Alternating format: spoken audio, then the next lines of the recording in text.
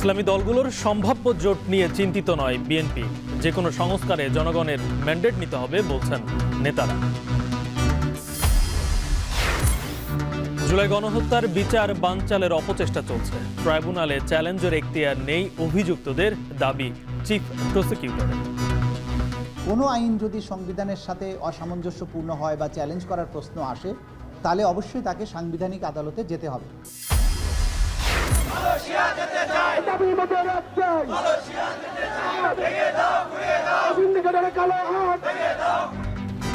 Malaysia যেতে না পারা কর্মীদের বিক্ষোভ, প্রবাসী কল্যাণে স্মারকলিপি। মার্চে 18,000 কর্মীকে পাঠানোর প্রক্রিয়া শুরুর আশ্বাস। এবং নথি পুড়ে যাওয়ায় অপরাধীদের নতুন তালিকা করছে আগস্টে ক্ষতিগ্রস্ত থানা। রাজধানীতে ছিনতাই বাড়ায় আতঙ্কে নগরবাসী।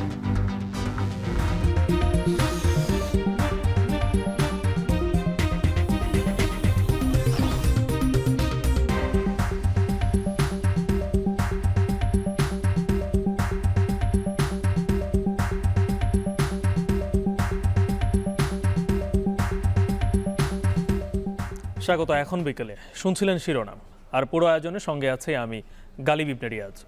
ইসলামী দলগুলোর সম্ভাব্য জোট নিয়ে বিএনপি চিন্তিত নয় বলে দাবি করেছেন দলের সিনিয়র নেতা নজরুল ইসলাম খান।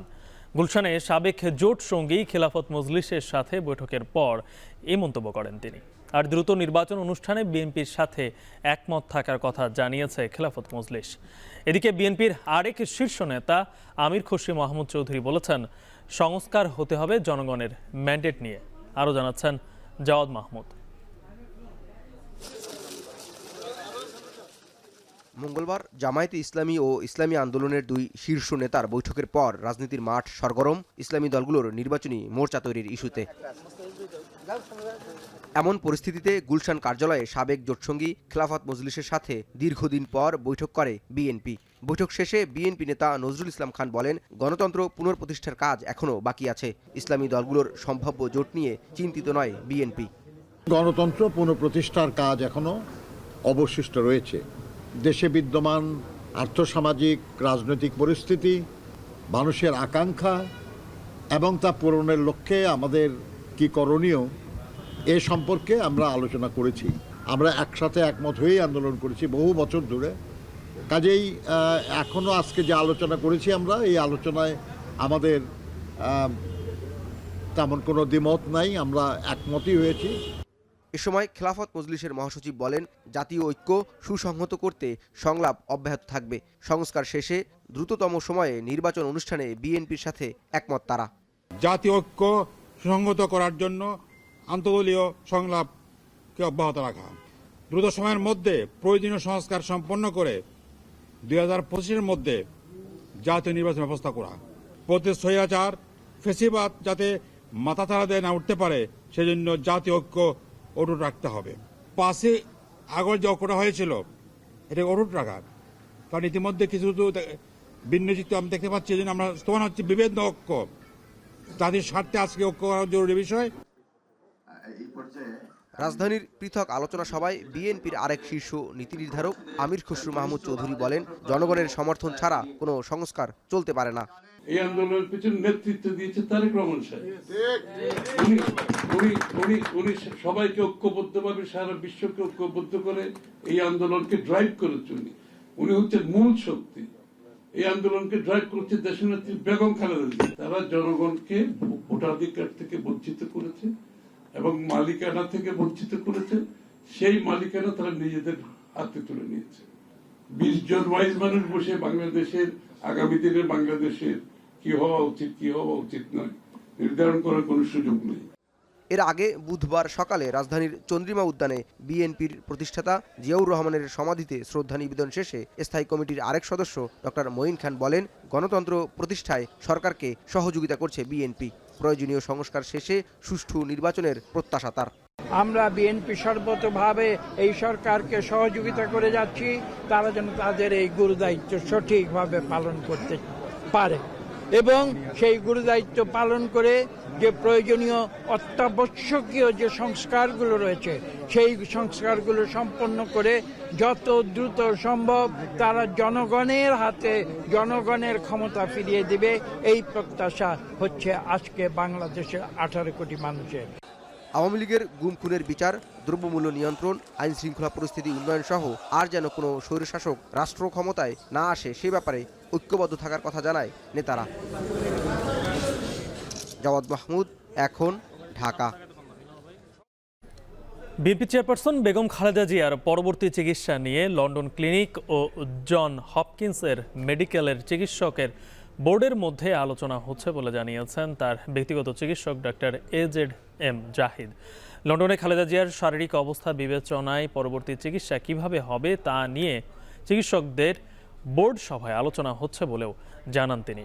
গণমাধ্যমের কাছে বিএনপি চেয়ারপারসনের ব্যক্তিগত চিকিৎসক অধ্যাপক ডাক্তার AZM জাহিদ হোসেন এ কথা জানান। তিনি বলেন, গত 8 জানুয়ারি থেকে বেগম জিয়া লন্ডন ক্লিনিকে ভর্তি আছেন। ওনার সর্বশেষ যে রিপোর্টগুলো তার প্রফেসর জন প্যাট্রিক কেনেডির নেতৃত্বাধীন মেডিকেল বোর্ড পর্যালোচনা করেছে এবং পরবর্তীতে আরও কিছু পরীক্ষা নিরীক্ষার জন্য সিদ্ধান্ত হয়েছে। আগামী 2-1 দিনের মধ্যে লন্ডনের আরও 2 জন চিকিৎসক ওনাকে দেখবেন। তার চিকিৎসার জন্য যুক্তরাষ্ট্রের জন হপকিন্স হসপিটালের মেডিকেল টিমের সদস্যরা লন্ডনের মেডিকেল বোর্ডের সভায় অংশগ্রহণ করেছিলেন। তারা এক ছাদের নিচে চিকিৎসা করাতে ওয়ান স্টপ সার্ভিসের কাজ করবেন বলেও জানান তিনি।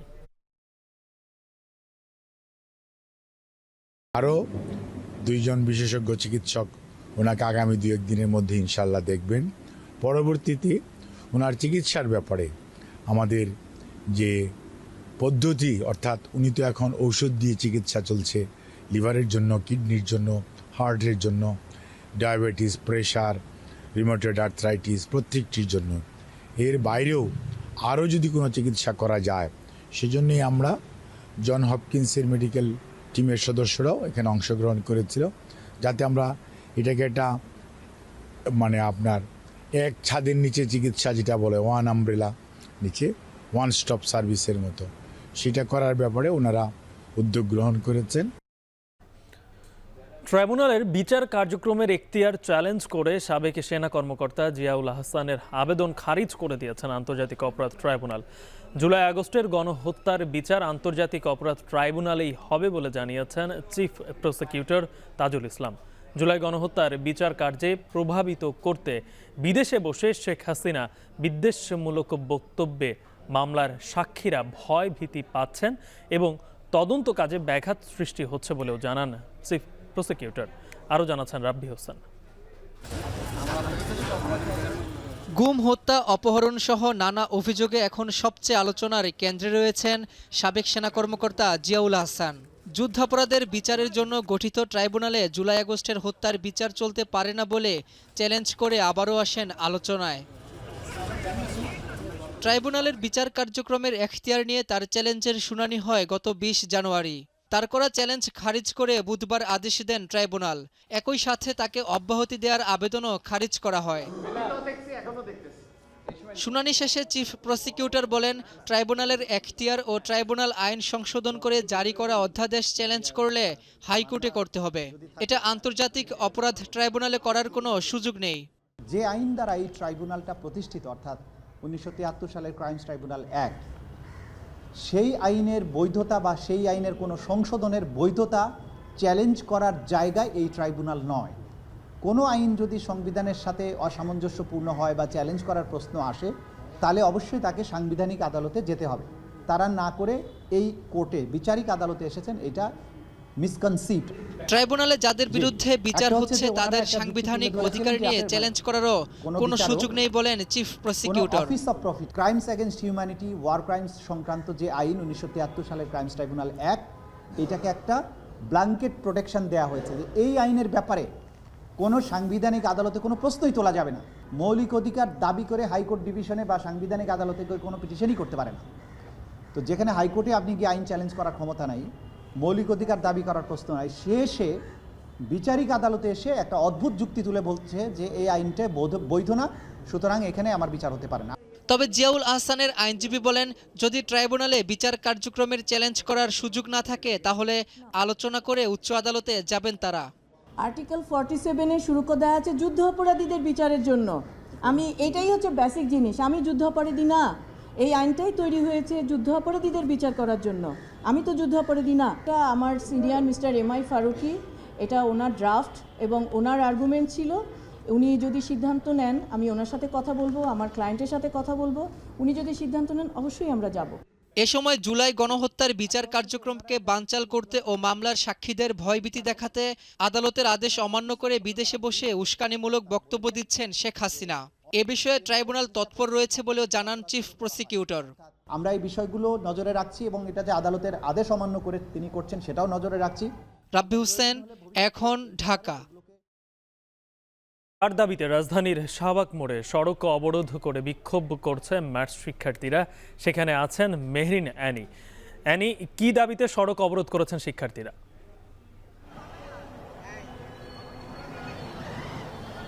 মূলত 4 দফা দাবি নিয়ে আজকে মেডিকেল অ্যাসিস্ট্যান্ট ট্রেনিং স্কুল ম্যাথসের শিক্ষার্থীরা এই শাহবাগ মোড়ে অবরোধ করছে, বিক্ষোভ আন্দোলন করছে আসলে তারা। আর এখানে আমি একটু আপনাকে বলে রাখি যে প্রশ্ন করেছিলেন যে আসলে কি দাবি নিয়ে তারা এসেছে। তাদের যে আসলে মেন যে প্রধান যে দাবিটা রয়েছে, প্রধান দাবির মধ্যে প্রথম দাবিটা হচ্ছে যে সরকারি চাকরিতে 10ম শ্রেণীর শূন্য পদে তাদের যে পদায়ন এবং নিয়োগ এবং পাশাপাশি সরকারি বেসরকারি নানা শূন্য পদ যেগুলো রয়েছে নতুন নতুন পদ সৃষ্টি করা। আপনাকে বলে রাখি যে এই যে ম্যাথসের শিক্ষার্থীরা যে আন্দোলন করছে এটা কিন্তু মূলত কারওয়ান বাজারের যে তাদের এই বিক্ষোভ মিছিল প্রথম শুরু করে, তারপর সেখান থেকে কিন্তু এখন তারা এই শাহবাগ মোড়ে বিক্ষোভ করছে। এবং আপনাকে আরেকটা বিষয় বলে রাখি যে তাদের যে দাবিগুলো রয়েছে, তাদের দাবিগুলোর মধ্যে প্রধান 4 দাবি নিয়ে আজকে তারা আসলে কথা বলেছে আমাদের সাথে। তার মধ্যে প্রথম যে দাবি সেটি আপনাকে বলেছি যে 10ম গ্রেডের শূন্য পদে নিয়োগ, কর্মসংস্থান এবং সরকারি বেসরকারি পর্যায়ে নতুন যেসব পদগুলো রয়েছে সেখানে তাদের আসলে নতুন পদ তৈরির একটি দাবির কথা বলেছে। এছাড়াও 4 বছরের যে একাডেমিক কোর্স বহাল রয়েছে সেখানে সেই কারিকুলাম সংশোধন এবং পাশাপাশি ভাতা সহ 1 বছরের ইন্টার্নশিপের যে দাবি কিন্তু তারা রেখেছে। তারা বলছে যে আসলে ভাতা ছাড়া যে ইন্টার্নশিপের যে প্রক্রিয়া আসলে সরকার তাদেরকে দেওয়ার কথা বলেছে সেটি আসলে অন্যান্য যেসব মেডিকেলের যে শিক্ষার্থীরা আছে তারা কিন্তু ভাতা সহ সেই ইন্টার্নশিপ করছে, কিন্তু তাদের জন্য কিন্তু এই ভাতা চালু করা হয়নি। এছাড়া যে প্রস্তাবিত অ্যালাইড হেলথ প্রফেশনাল বোর্ড বাতিল করে medical education board of Bangladesh নামে বোর্ড গঠন করে এবং আন্তর্জাতিক মানদণ্ড বিএমডিসি স্বীকৃত ক্লিনিক্যাল বিষয়ে কিন্তু তারা উচ্চতর শিক্ষার সুযোগ চেয়ে কিন্তু আজকে এখানে তারা আসলে বিভিন্ন দাবিতে তারা এসেছেন। এবং ইতিমধ্যেই এই ম্যাথসের যে শিক্ষার্থীরা রয়েছে তাদের একটি প্রতিনিধি দল সচিবালয় শিক্ষা মন্ত্রণালয়ে তাদের একটি প্রতিনিধি দল গিয়েছে কথা বলার জন্য এবং এরপরেই কিন্তু তারা আসলে তাদের যে পরবর্তী যে কর্মসূচি সেটি তারা ঘোষণা করেছে। তবে তারা জানিয়েছে আজকে যদি তারা তাদের এই দাবি যদি 4 দফা দাবি যদি মেনে না নেওয়া হয় তাহলে কিন্তু তারা পরবর্তীতে এই শাহবাগ মোড়ে কিন্তু ব্লকেট কর্মসূচি ঘোষণা করবে এবং লং মার্চের কর্মসূচির কথাও কিন্তু তারা আসলে এখানে বলেছে। তো গালিব এই ছিল আমার কাছে শাহবাগ মোড় থেকে ম্যাথসের শিক্ষার্থীরা যে 4 দফা দাবি নিয়ে আন্দোলন করছে তার সর্বশেষ। শাহবাগ থেকে যুক্ত ছিলেন সহকর্মী মেহরিন অ্যানি। কলিং ভিসা থাকলেও মালয়েশিয়া যেতে না পারার প্রতিবাদে কারওয়ান বাজারে বিক্ষোভের পর স্কাটনে প্রবাসী কল্যাণ মন্ত্রণালয়ে স্মারকলিপি দিয়েছেন কর্মীরা। এ সময় কর্মীরা সেখানে অবস্থান করেন। পরে প্রবাসী কল্যাণের সচিব জানান মালয়েশিয়া যেতে না পারা 18,000 কর্মীর মধ্যে 81%কে টাকা ফেরত দিয়েছে রিক্রুটিং এজেন্সিগুলো। বাকিদের মার্চে পাঠানোর প্রক্রিয়া শুরুর আশ্বাস দেন তিনি। বিস্তারিত প্রতিবেদনে। দীর্ঘদিন বন্ধ থাকার পর মালয়েশিয়ার শ্রমবাজারের দুয়ার খোলে 2022 সালের আগস্টে। এরপর 2024 সালের 31 মে পর্যন্ত দেশটিতে প্রায় 4.5 লাখ কর্মী পাড়ি দেওয়ার কথা ছিল। তবে শেষ মুহূর্তে টিকিট জটিলতার কারণে যেতে পারেনি প্রায় 18,000-এর মতো কর্মী। সে সময় সরকার নির্ধারিত জনপ্রতি ব্যয় 79,000 টাকা নির্ধারণ হলেও অনেককেই গুনতে হয় কয়েক গুণ বেশি টাকা। পরে রিক্রুটিং এজেন্সি থেকে কেউ কেউ টাকা ফেরত পেলেও অনেকেই না পাওয়ার অভিযোগ ওঠে। এমন বাস্তবতায় রাস্তায় আন্দোলনে নামে ভুক্তভোগীরা। বুধবার সকাল থেকে কারওয়ান বাজার সার্ক ফোয়ারা মোড়ে অবস্থান নেয় তারা। দ্রুত সময়ের মধ্যে মালয়েশিয়া পাঠানোর দাবি জানান তারা। দালালরা মিলে সিন্ডিকেট করে আমাদের 20,000 টাকার টিকিটের দাম উঠিয়েছে 2,80,000 টাকা, 3 লক্ষ টাকা। এরকম নানান রকমের টালবাহানা দেখায় আমাদের কাছ থেকে টাকা নিচ্ছে, 6 লাখ থেকে 7 লাখ পর্যন্ত টাকা নিচ্ছে। আমাদের অনেক ঋণগ্রস্ত করে টাকা দেওয়া, আমাদের সংসার চলাতে সমস্যা হচ্ছে। ভাই আমাদের দাবি একটাই, আমরা মালয়েশিয়ায় যেতে চাই। ফাইনাল না হওয়া পর্যন্ত আমরা যাচ্ছি না, রাজপথ ছাড়ছি না। রাস্তা অবরোধ করায় সৃষ্টি হয় তীব্র যানজট। পরে পুলিশ বাধা দিলে শুরু হয় বাকবিতণ্ডা। তবে পুলিশি বাধায় রাস্তা ছেড়ে দিতে বাধ্য হয় আন্দোলনকারীরা। মিছিল নিয়ে প্রবাসী কল্যাণ ভবনের সামনে অবস্থান নেয় তারা। এখানে অনেকে আছে 5.5 লাখ 6 লাখ, মানে 5 লাখের নিচে আমরা কোনো একটা ব্যক্তি আমরা টাকা দিই নাই। সবারই একটা ভুক্তভোগী হচ্ছে লেগে টিকিট নিয়ে 2 নম্বরই করছে। গত 2 মাস হলো আমাকে আবার মেডিকেল করাইছে যে রিপ্লেস ভিসায় তোমাদের পাঠিয়ে, কিন্তু আসলে কোনো ভিসার মেয়াদ শেষ। এদিকে আন্দোলনের বিষয়ে প্রবাসী কল্যাণ সচিব বলেন, মালয়েশিয়ায় যেতে না পারা কর্মীদের সমস্যা দ্রুত সমাধানের চেষ্টা চলছে। মার্চের দিকে মালয়েশিয়া পাঠানোর প্রক্রিয়া শুরু হবে বলেও আশ্বাস দেন তিনি। যেভাবে আলোচনা চলছে খুব বেশি দেরি হবে না। আমরা আশা করছি যে এটা ফেব্রুয়ারিতেই আশা করছি আমরা মোডালিটিটা ঠিক করতে পারবো। আশা করি মার্চ এপ্রিল নাগাদ আমার মনে হয় যে আমরা ব্রেক থ্রু করতে পারবো। আমাদের দিক থেকে আমরা চেষ্টা করছি, আপ্রাণ চেষ্টা করছি যাতে আমাদের কর্মীদের যেন আর নতুন করে তাদের আর্থিক সংশ্লিষ্ট একেবারে মিনিমাম পর্যায়ে বা মানে যাতে তাদের আর আর্থিক বার্ডেনটা আর না থাকে, সেই চেষ্টা আমরা করছি।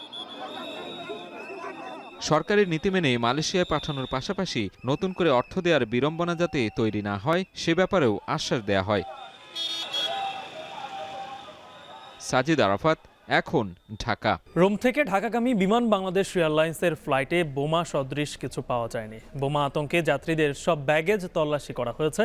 কোথাও বিস্ফোরক কিছু না পাওয়ায় যাত্রীদের ব্যাগেজ ফেরত দেওয়া হয়েছে। ফ্লাইটটি মঙ্গলবার স্থানীয় সময় রাত 8টায় রোমের লিওনার্দো দা ভিঞ্চি বিমানবন্দর থেকে রওনা হয়েছিল। বিস্তারিত প্রতিবেদনে। শাহজালাল আন্তর্জাতিক বিমানবন্দরে উৎকণ্ঠার 6 ঘণ্টা। ইতালির রোম থেকে ঢাকাগামী বিমান বাংলাদেশ এয়ারলাইন্সের একটি ফ্লাইটে বোমা হামলার হুমকি দেওয়া হয়। একটি অপরিচিত নম্বর থেকে আসে ফোন। মুহূর্তেই সতর্কতা জারি করে দেওয়া হয় বিমানবন্দরে। খবর শুনে ওই ফ্লাইটে থাকা যাত্রী স্বজনরা ছুটে আসেন বিমানবন্দরে। 10:30 ভাই আমাকে কল দিছে, এখানে নাকি ভাই বলছে লেট হবে, একটু প্রবলেম হইতেছে। বিমানে নাকি বোমা হওয়ার নাকি একটা আশঙ্কা পাইছে, নিউজ পাইছে, পাকিস্তান একটা ইনফরমেশন থেকে নিউজ পাইছে নাকি, এই জন্য ওদেরকে পুরো ডিপার্টমেন্ট, বাংলাদেশের সব ডিপার্টমেন্ট নাকি ওদের চেক করতেছে। ওদের একটা জায়গায় নামানো হয়েছে, ওরা ওইখানে সবাই আছে, আর বাকি বেশি ওরা কথা বলতে পারতেছে না। পরে ওই নাম্বারে আমি ফোন দিছি, নাম্বারটা বন্ধ। 8:50 নামবো, কিন্তু 9টার দিকে ফোন দিয়ে বলছে যে ভাই 9টার পরে 10টার দিকে ফোন দিছে, বলছে যে ভাইয়া বাইরে হতে দেরি হবে, মনে হয় যে কোনো একটা ঝামেলা হয়েছে। 9:30টার দিকে অবতরণ করার পর ফ্লাইটটিকে ঘিরে ফেলে বিমান বাহিনীর বিশেষ ইউনিট। আসে বোম ডিসপোজাল, ফায়ার সার্ভিসও। প্রথমে যাত্রীদের নিরাপদে সরিয়ে নেওয়া হয়, তারপর শুরু হয় বিমানে তল্লাশি। বোম ডিসপোজাল ইউনিট প্লেনের ভেতরে সিট, করিডোর, টয়লেট, ক্যাফেতে তল্লাশি চালায়। সেখান থেকে কিছু না পাওয়া গেলে তল্লাশি করা হয় যাত্রীদের লাগেজও। 6.5 ঘন্টা তল্লাশির পর কিছু না পেয়ে নিরাপদ ঘোষণা করা হয় উড়োজাহাজটিকে। এরপর নিরাপত্তা বেষ্টনী থেকে ছাড়া হয় যাত্রীদেরও। যাত্রীরা জানান সবাই যেন আতঙ্কিত না হয়, সেজন্য অবতরণের আগ মুহূর্ত পর্যন্ত তাদের জানানো হয়নি বোমা হামলার হুমকির ঘটনাটি। আমরা ল্যান্ড করার ঠিক 5 মিনিট আগ মুহূর্তে জানতে পারছি যে এরকম অবস্থা, সন্দেহজনকভাবে বিমানে বোমা থাকতে পারে, এরকম একটা কিছু। ভুল ইনফরমেশনের কারণে আমাদেরকে অনেক হয়রানি করা হয়েছে, আমাদেরকে অনেক চেক করা হয়েছে। আমাদের 9টায় ফ্লাইট নামার কথা, তো আমাদেরকে নামাইছে 9টায় নামাইছে, কিন্তু আমাদেরকে বাইর করছে হলো চেক করার পরে 1:30টার দিকে। বিমান ল্যান্ড করার পর তো আমরা তাড়াতাড়ি নামে বিমানে এমার্জেন্সি কিছু হবে আর কি। বোমার কথা বলে না, বোমার কথা বলতেছে পরে আইসা নামার পরে আর কি। যখনই আমরা এয়ারপোর্টে বিমানটা ল্যান্ড করে তখন দেখলাম যে মোটামুটি 500-700 হবে। আনসার, বিডিআর, আর্মি, আদার সব কিছু মিলে দিলে দেখা গেছে কিনা টোটালি অনেক লোক। তখন আমাদের বিমানবালা যারা আছে তারা শান্তশিষ্ট করে বললো যে আমাদের এখানে বিশেষ সমস্যা, আপনারা কোনো লাগেজ, হ্যান্ড লাগেজ কোনো কিছু ধরতে পারবেন না, ওনারা আসবে আপনাদের নিয়ে যাবে। বিমানে BG356 ফ্লাইটটি মঙ্গলবার স্থানীয় সময় রাত 8টায় রোমের লিওনার্দো দা ভিঞ্চি বিমানবন্দর থেকে রওনা হয়েছিল। সিউল আহমেদ, এখন ঢাকা। এই মুহূর্তে বিমানবন্দরে ব্রিফিং চলছে, সরাসরি যুক্ত হচ্ছি।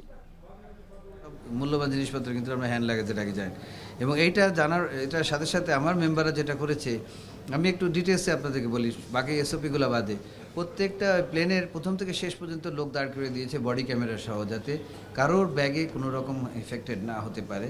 নাম্বার 1। নাম্বার 2, যাত্রীদের দ্রুত বের করে আমরা 3-4টা লাইন করে ওনাদেরকে দ্রুত পাস করে ওনাদেরকে টার্মিনালে নিয়ে এসেছি। ওনাদের জন্য খাবারের ব্যবস্থা ছিল টার্মিনালে, কারণ আমরা জানি ব্যাগ স্ক্যানিং হয়ে সব কিছু চেক করে আসতে সময় লাগবে। ওনাদেরকে আমরা বিনীতভাবে অনুরোধ করেছি আপনারা বসেন, আমরা দেখব। ওনারা কমপ্লিট কোঅপারেশন করেছে, প্রত্যেকটা যাত্রী সুন্দরভাবে কোঅপারেশন করেছেন, তারা বুঝেছেন এবং তাদেরকে সমস্ত ব্যবস্থা, তাদের যাত্রী পরে যখন এয়ারক্রাফটের সমস্ত কিছু নর্মাল করা হয়েছে তখন ওনাদের জিনিসগুলো ওনাদেরকে নিয়ে যেয়ে ওনাদের জিনিসগুলো ওনারা সব হ্যান্ডব্যাগগুলো সমস্ত বুঝে নিয়েছেন, কারণ আমাদের পাসপোর্ট টাকা পয়সা সব এটার ভিতরে রাখি। পরে ওনাদের সমস্ত লাগেজগুলো বুঝিয়ে দেওয়া হয়েছে। এত বড় একটা অপারেশনে এখনও কোনো পর্যন্ত কোনো ছন্দপতন হয়নি, কোনো কিছু হয় নাই। আমার মনে হয় আমাদের যারা এটা করেছে সবাই একটা বিগ হ্যান্ড ডিজার্ভ করে আমাদের কাছ থেকে। আমরা একটা তালি দিয়ে ওনাদেরকে সম্মাননা জানাতে হবে ভালো কাজ করার জন্য, ভবিষ্যতে তারা যেন আরও ভালো কাজ করতে পারে। এখানে আমি ব্যক্তিগতভাবে আমি কৃতজ্ঞতা প্রকাশ করব সম্মানিত বিমান বাহিনী প্রধানকে, যাকে আমি সঙ্গে সঙ্গে ইনফরমেশান দেওয়ার সাথে সাথে সারা বিএফ বেস কর্মীটোলা যেটা আছে সেখানে যত সদস্য সংখ্যা ছিল উইদিন নো টাইম, ইনক্লুডিং দেয়ার বেস কমান্ডার এবং হায়ার অথরিটি, সবাই এখানে হাজির হয়ে গেছে with their task force, with their special force commando এবং তার ইওডি এক্সপ্লোসিভ ডিটেকশন ইউনিট সহ কিন্তু হাজির হয়ে গেছে। সঙ্গে সঙ্গে সবচেয়ে আগে হাজির হয়ে পুরো এরিয়া কর্ডন করে ফেলেছে। এবং তারপরে আমাদের অন্যান্য সমস্ত বাহিনীর সদস্যরা এসেছেন, ওনারাও জয়েন করেছেন, তারপরে আমাদের ডগ স্কোয়াড, স্নিফিং ডগ সহ।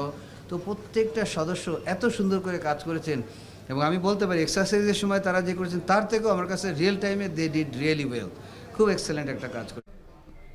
ঢাকা রোম ফ্লাইটে যে বোমা হামলার হুমকির বিষয়ে কথা বলছিলেন সিভিল এভিয়েশন চেয়ারম্যান, সরাসরি যুক্ত ছিলাম সেখানে। অপরাধীদের নতুন তালিকা তৈরি করছে আগস্টে ক্ষতিগ্রস্ত থানাগুলো। পুলিশ বলছে জিরো টলারেন্স নীতিতে চলছে অপরাধ দমন, আগের চেয়ে বেড়েছে আটকের সংখ্যা। এদিকে রাজধানীতে ছিনতাই বাড়ায় আতঙ্কে নগরবাসী। কেউ কেউ পুলিশের বিরুদ্ধে ছিনতাইয়ের ঘটনা ভিন্ন খাতে নেওয়ার অভিযোগও করছে। রাজধানীর বিভিন্ন এলাকা ঘুরে আব্দুল লতিফের ক্যামেরায় তানজিম শাফিনের প্রতিবেদন। দুইটা বড় বড় চাপাটি, এরকম বড় বড় চাপাটি আমার রিক্সার সামনে এরকম ধরছে, আমার দুই সাইডে ধরছে, ধইরা পরে তোর কাছে যা আছে দে। যেরকম হরিণ পেলে বাগে ধরে, আরে দেখলাম ওই কোনা চাপাইয়া আর ধরলো, ধরে আরে মানে কোপ দিছে, হাতে একটা কোপ দিছে, আমার ক্যামেরা ধরে নেবে, পরে এই দিকে ঘরে ঘুমাইতাম না, পরে শেষ।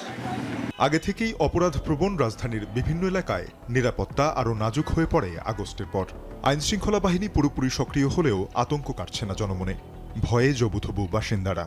আজকে ধরে কালকা হিসাব করে, এখন আমরা যদি দেখিও তাদের যদি চিনিও বলুন যে আমার জানা নিরাপত্তা কি আছে। আমি একবার আমার বাসার সামনে এই মুহূর্তে 3 জন, তাদের হাতে ছিল এরকম চাপাটি, তারপরে ছুরি, এগুলো এসেই কপ দেওয়ার একটা অ্যাক্টিং করে।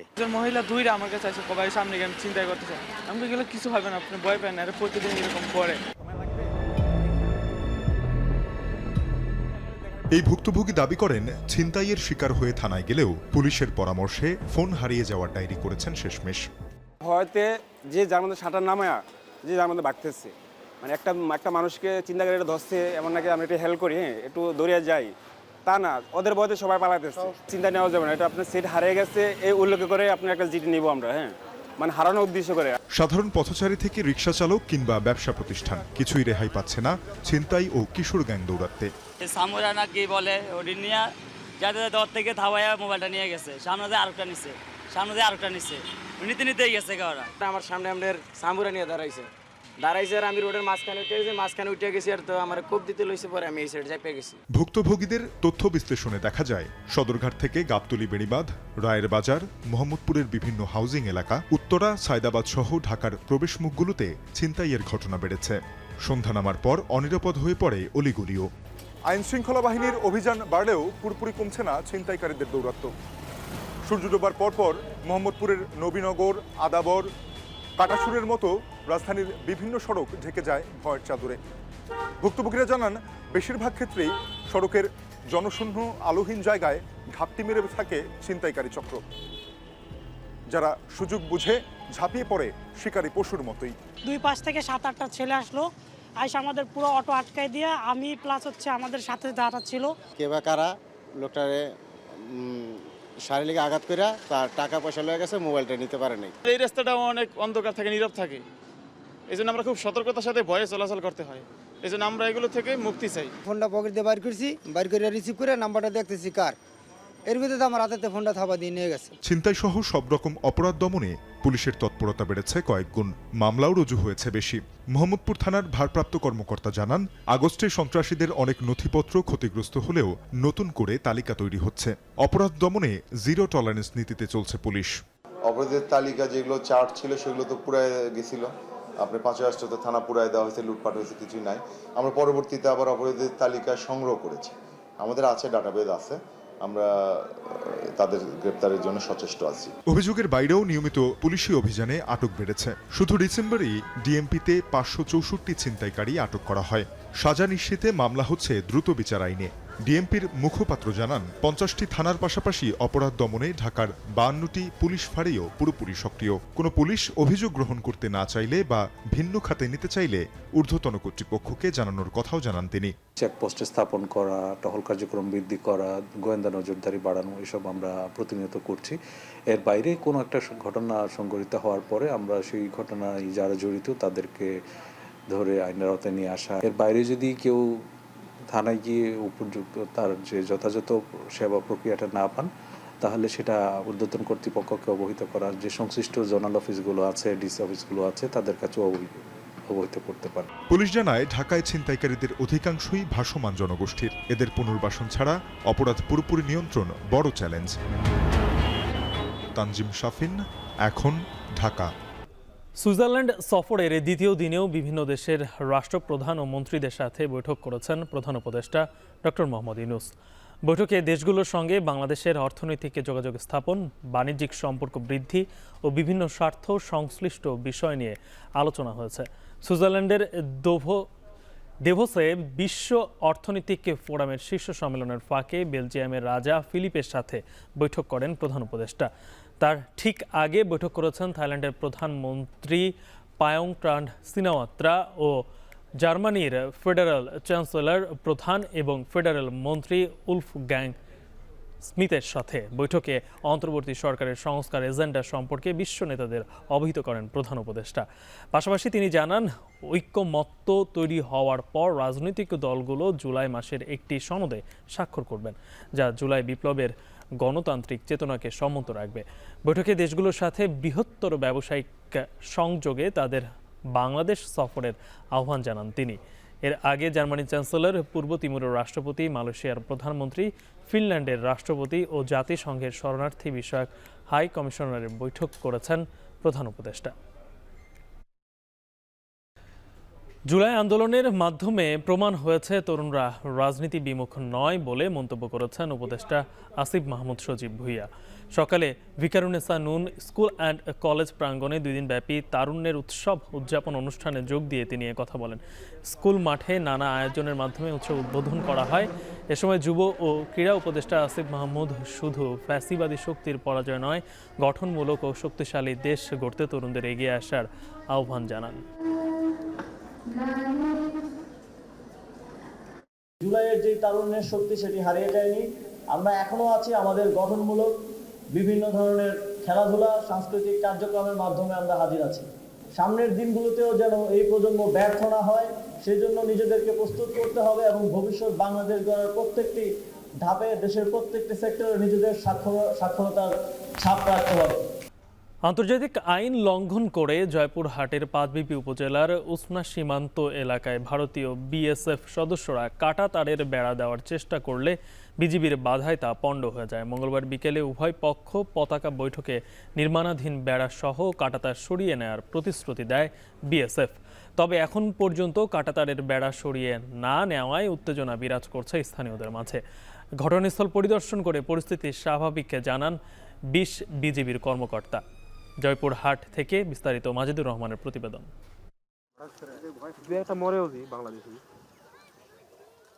মঙ্গলবার ভোরে আন্তর্জাতিক আইন লঙ্ঘন করে জয়পুরহাটে পাঁচবি উপজেলার ধরঞ্জি ইউনিয়নে ঘোনাপাড়া সীমান্তে কাঁটাতারের বেড়া নির্মাণ শুরু করে বিএসএফ। 281 মেইন পিলারে 33, 34 ও 35 সাব পিলার পর্যন্ত 0 পয়েন্ট থেকে 15 থেকে 20 গজের মধ্যে ভারতীয় অংশে এই বেড়া নির্মাণ করা হয়। নির্মাণ কাজ দেখতে পেয়ে বিজিবিকে খবর দেয় স্থানীয়রা। ঘটনাস্থলে পৌঁছে সীমান্তে গিয়ে কাঁটাতারে বেড়া নির্মাণে বিএসএফকে বাধা দেয় বিজিবি। এরপর দুই বাহিনীর মধ্যে পতাকা বৈঠক অনুষ্ঠিত হয়। সেখানে আন্তর্জাতিক আইন মেনে নির্মাণাধীন কাঁটাতারের বেড়া তুলে নেওয়ার আশ্বাস দেয় বিএসএফ। তবে এখন পর্যন্ত কাঁটাতারের বেড়া তুলে নেওয়ার কোনো কার্যক্রম চোখে না পড়ায় শঙ্কায় স্থানীয়রা। যেটা আশাবাদী যে ওনারা উঠাই নেবেন। আমরা আপাতত এখানে কোনো সেরকম নড়ার জন্য আমরা ভালো আছি। এখানে অনেক দিন থেকে তার কাটার বেড়া দেওয়ার জন্য চেষ্টা করতেছিল, আমাদের বিজিবি এবং আমাদের সাধারণ জনগণ বাধা দেওয়াতে দিতে পারেন। এদিকে ঘটনাস্থল পরিদর্শন করে সীমান্তবর্তী এলাকার পরিস্থিতি স্বাভাবিক রয়েছে বলে জানিয়েছেন বিজিবি। আমরা তাদেরকে নোটিফাই করি, তাদেরকে জানাই, এবং আপনারা অবগত আছেন যে গতকালকে কোম্পানি কমান্ডার লেভেলে একটা মিটিং হয়েছে। এই মিটিং এর মাধ্যমে পতাকা বৈঠক যেটা হয়েছে তার মাধ্যমে তাদেরকে এটা বলা হয়েছে যে এই ধরনের কাজ যাতে তারা ভবিষ্যতে না করে, এবং তারা আমাদেরকে আশ্বস্ত করেছে যে ভবিষ্যতে এই ধরনের কাজ তারা করবে না। আন্তর্জাতিক আইন অনুযায়ী সীমান্ত থেকে 150 গজের মধ্যে কোনো স্থাপনা ও কাঁটাতারে বেড়া নির্মাণ করা যাবে না। উদ্ভূত পরিস্থিতিতে দ্বন্দ্ব নিরসনে ব্যাটালিয়ন পর্যায়ে বৈঠকের সিদ্ধান্ত হয়েছে। মাজিদুর রহমান, এখন জয়পুরহাট। সীমান্তের শূন্য রেখার 150 গজের মধ্যে কৃষক ছাড়া অন্য কেউ প্রবেশ করতে পারবে না। সীমান্তের যে কোনো সমস্যা বিজিবি বিএসএফ এর সমন্বিত উদ্যোগেই সমাধান করা হবে। সকালে চাঁপাইনবাবগঞ্জের শিবগঞ্জে সোনা মসজিদ বিওপির সম্মেলন কক্ষে সেক্টর কমান্ডার পর্যায়ে বিএসএফ বিজিবির বৈঠকে এই সিদ্ধান্ত হয়। সীমান্ত নিয়ে যে কোনো ধরনের অপপ্রচার বা গুজব ছড়ানো, স্থানীয় জনগণের অবৈধ অনুপ্রবেশ ও মাদক চোরাচালান থেকে বিরত থাকার বিষয়েও একমত হয়েছে দুই দেশের সীমান্তরক্ষী বাহিনী। সৌজন্য সাক্ষাতে বিজিবির পক্ষে নেতৃত্ব দেন রাজশাহী বিভাগীয় sector commander colonel Mohammad Imran Ibne Erouf এবং বিএসএফ এর পক্ষে নেতৃত্ব দেন মালদা সেক্টরের ডিআইজি অরুণ কুমার গৌতম। সমালোচনার মুখে ঔষধ তৈরি, পোশাক, রেস্তোরাঁ, মোটর গাড়ির গ্যারেজ ও ওয়ার্কশপ, মোবাইল ফোন, আইএসপি সেবা সহ কয়েকটি খাতে ভ্যাট বাড়ানোর সিদ্ধান্ত থেকে সরে এসেছে এনবিআর। বুধবার এই সংক্রান্ত একটি বিজ্ঞপ্তি জারি করা হয়েছে। ওষুধে ভ্যাট কমিয়ে আগের 2.4% বহাল রাখা হয়েছে। এছাড়া মোবাইলে কথা বলা ও আইএসপি, ইন্টারনেট, রেস্তোরাঁ, মোটর গাড়ির গ্যারেজ ও ওয়ার্কশপ, পোশাকে আরোপিত বাড়তি ভ্যাটও প্রত্যাহার করা হয়েছে। একই সাথে non AC hotel, Mishtanna Bhandar, নিজস্ব ব্র্যান্ডের পোশাক বিপণন সেবায় ভ্যাট 5% কমিয়ে 10% নির্ধারণ করা হয়েছে। বিজ্ঞপ্তিতে বলা হয়েছে, বিভিন্ন পেশাজীবী সংগঠন, সুশীল সমাজ এবং অংশীজনের অনুরোধে বৃহত্তর জনস্বার্থে জাতীয় রাজস্ব বোর্ড এ সিদ্ধান্ত নিয়েছে। আইএমএফের ঋণের চতুর্থ কিস্তির অর্থ ছাড় পিছিয়ে গেছে। 5 ফেব্রুয়ারি সংস্থাটির বোর্ড সভায় বিষয়টি অনুমোদনের কথা ছিল। বাংলাদেশ ব্যাংক জানায়, ইতিমধ্যে ঋণের 3 কিস্তির টাকা পাওয়া গেছে। চতুর্থ কিস্তিতে 64 কোটি 50 লাখ ডলার পাওয়ার কথা রয়েছে। এদিকে 470 কোটি ডলারের ঋণ কর্মসূচির আকার আরও 75 কোটি বাড়ানোর অনুরোধ জানিয়েছিল বাংলাদেশ। বাড়তি সেই অর্থ দিতে সম্মত হয় সফররত আইএমএফ প্রতিনিধি দল। তবে এজন্য কর আদায় ও নিয়ন্ত্রক সংস্থাকে আলাদা করা সহ রাজস্ব আদায় বাড়ানোর মতো বেশ কিছু কঠোর শর্ত দেয় সংস্থাটি। ফলে রাজস্ব আদায় বাড়াতে এরই মধ্যে শতাধিক পণ্য ও সেবায় ভ্যাট বাড়িয়েছে সরকার। বিরল শীতকালীন ঝড়ের কবলে যুক্তরাষ্ট্রের দক্ষিণাঞ্চল 9টি অঙ্গরাজ্যের 4.5 কোটির বেশি বাসিন্দা রয়েছেন। তীব্র তুষার ঝড়ের সতর্কতার আওতায় প্রাণ হারিয়েছেন কমপক্ষে 9 জন। একদিনে সর্বোচ্চ তুষারপাতের 143 বছরের রেকর্ড ভেঙেছে আলাবামায়। মৃত্যুকূপে পরিণত হয়েছে সড়ক। বিস্তারিত নাফিয়া মননের প্রতিবেদনে।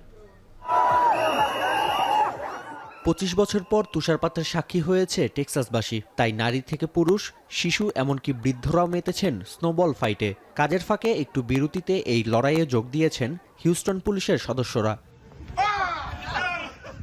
আনন্দের মাঝে নেমে এসেছে বিষাদের ছায়া। শতাব্দীর অন্যতম ভয়াবহ শীতকালীন ঝড়ে ইতোমধ্যে প্রাণ হারিয়েছেন বেশ কয়েকজন। যুক্তরাষ্ট্রের গালফ উপকূল সংলগ্ন 9টি অঙ্গরাজ্য Texas, Louisiana, Alabama, Mississippi, Florida, Georgia, North Carolina, Virginia ও নিউ ইয়র্ক যেন পরিণত হয়েছে ডিপ ফ্রিজে। তীব্র তুষারঝড়ের সতর্কতার আওতায় রয়েছেন 4.5 কোটির বেশি বাসিন্দা।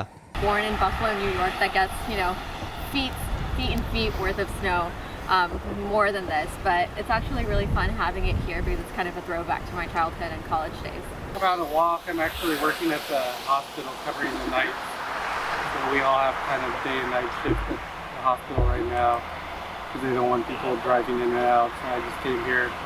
একদিনে সর্বোচ্চ তুষারপাতের 143 বছরের রেকর্ড ভেঙেছে আলাবামা। ফ্লোরিডা ও লুইজিয়ানায় ভেঙেছে 60 বছরের বেশি সময়ের রেকর্ড। 18 ইঞ্চির তুষারপাত দেখেছে নিউ ইয়র্কবাসী। বাকি অঙ্গরাজ্যগুলোয় একদিনে তুষারপাতের পরিমাণ ছিল 3 থেকে 10 ইঞ্চির মধ্যে। বন্ধ রয়েছে শিক্ষা প্রতিষ্ঠান। বিরল এই তুষারঝড়ে মৃত্যুকূপে পরিণত হয়েছে সড়ক। শুধু টেক্সাসের হ্যারিস কাউন্টিতে একদিনে দুর্ঘটনার শিকার হয়েছে 1.5 শতাধিক যানবাহন। বিপজ্জনক এই আবহাওয়ার প্রভাব পড়েছে আকাশ যোগাযোগ ব্যবস্থায়। রানওয়ে ঝুঁকিপূর্ণ হওয়ায় মঙ্গলবার বাতিল করা হয়েছে 2,500-এর বেশি ফ্লাইট। বিলম্বিত ফ্লাইটের সংখ্যা 20,000। চরম ভোগান্তিতে বিমানবন্দরে অপেক্ষমান যাত্রীরা। যুক্তরাষ্ট্রের আবহাওয়া দপ্তর জানিয়েছে তুষারঝড়ের দাপট চলতে পারে পুরো সপ্তাহ জুড়ে। ওমাহা, নিউ অরলিন্স ও হিউস্টন সহ বেশ কিছু অঞ্চলে তাপমাত্রা নেমে আসতে পারে -30 ডিগ্রি সেলসিয়াসের নিচে। জলবায়ু পরিবর্তনের কারণে এমন বিরল শীতকালীন ঝড় নিয়মিত ভিত্তিতে দেখা যাবে বলে শঙ্কা বিশেষজ্ঞদের। নাফি আরমান মনন, এখন বিশ্ব। জন্মসূত্রে মার্কিন নাগরিকত্ব পাওয়া বন্ধে নির্বাহী আদেশে স্বাক্ষরের পর ট্রাম্পের নির্বাহী আদেশের বিরুদ্ধে মামলা করেছেন 22টি ডেমোক্রেট অধ্যুষিত অঙ্গরাজ্যের অ্যাটর্নি জেনারেলরা। এই অধিকার যেন ট্রাম্প বাতিল করতে না পারেন সেই উদ্দেশ্যে নির্বাহী আদেশকে চ্যালেঞ্জ করে এই মামলা হয়েছে। সোমবার এই নির্বাহী আদেশে স্বাক্ষর করেন ট্রাম্প। এদিকে দায়িত্ব নেয়ার দ্বিতীয় দিনই যুক্তরাষ্ট্রের আর্টিফিশিয়াল ইন্টেলিজেন্স খাতে $50,000 কোটি নতুন বিনিয়োগ আসছে বলে জানিয়েছেন ট্রাম্প। ওপেনআই, সফটব্যাংক আর ওরাকল যৌথভাবে বিনিয়োগ করে টেক্সাসে তৈরি করবে কোম্পানি স্টারগেট। প্রাথমিকভাবে 10,000, আগামী 4 বছরে মোট $50,000 কোটি বিনিয়োগের পরিকল্পনা রয়েছে তার। ট্রাম্প জানান, দায়িত্ব নেয়ার পরপরই দেশে $3 লাখ কোটি বিনিয়োগ নিশ্চিত করেছেন। আরও বলেন, কানাডা আর মেক্সিকোর পণ্যের শুল্ক আরোপ কার্যকর হতে পারে 2 সপ্তাহে। হুমকি দেন চীন আর ইউরোপীয় ইউনিয়নের পণ্যের শুল্ক আরোপেরও। বলেন, ভ্লাদিমির পুতিন যদি ইউক্রেন ইস্যুতে আলোচনায় আগ্রহী না হয়, রাশিয়ার বিরুদ্ধে নিষেধাজ্ঞা আরোপ হবে। এখন বিকেলে শিরোনামগুলো আরও একবার। ইসলামী দলগুলোর সম্ভাব্য জোট নিয়ে চিন্তিত নয় বিএনপি। যে কোনো সংস্কারেই জনগণের ম্যান্ডেট নিতে হবে বলছেন নেতারা। জুলাই গণহত্যার বিচার বানচালের অপচেষ্টা চলছে। ট্রাইব্যুনালে চ্যালেঞ্জের এখতিয়ার নেই অভিযুক্তদের, দাবি চিফ প্রসিকিউটরের। কোনো আইন যদি সংবিধানের সাথে অসামঞ্জস্যপূর্ণ হয় বা চ্যালেঞ্জ করার প্রশ্ন আসে, তাহলে অবশ্যই তাকে সাংবিধানিক আদালতে যেতে হবে।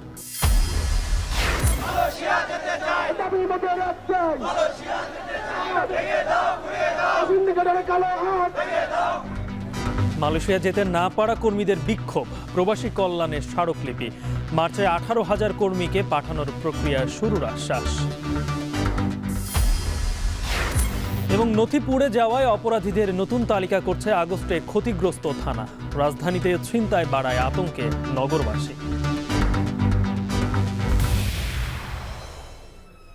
শেষ করছে এখন বিকেলের আয়োজন। এখন টেলিভিশন ওয়েবসাইটে দেখতে ভিজিট করুন এখন.tv, ফেসবুকে চোখ রাখুন facebook.com/tv.এখন, আর ইউটিউবে লাইভ দেখতে ভিজিট করুন youtube.com/c/echontv।